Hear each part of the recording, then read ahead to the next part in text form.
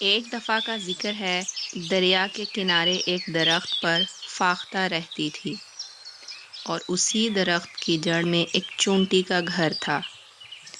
چونٹی اور فاختہ نہ صرف اچھی پڑوسن تھی بلکہ ان میں اچھی دوستی بھی تھی۔ دونوں ایک دوسرے کے بہت کام آتی تھی۔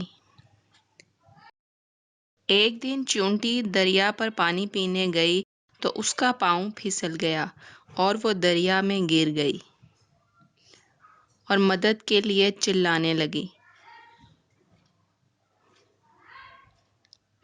فاختہ کی جب چونٹی پر نظر پڑی تو اس نے جھٹ سے درخت سے ایک پتا توڑا اور چونٹی کے قریب پھینک دیا۔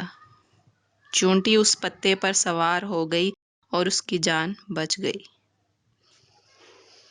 پھر چونٹی نے فاختہ کا شکریہ ادا کیا۔ چونٹی نے سوچا، خدا ایسا وقت بھی لائے کہ میں بھی فاختہ کے کسی کام آ سکوں۔ خدا کا کرنا ایسا ہوا کہ ایک دن ایک شکاری ادھر آ نکلا اور اس کی نظر فاختہ پر پڑی۔ اس نے اپنا نشانہ باندھا۔ اتفاق سے چونٹی بھی یہ منظر دیکھ رہی تھی۔ اس نے سوچا کہ اب مدد کرنے کی باری میری ہے، میری دوست مصیبت میں ہے۔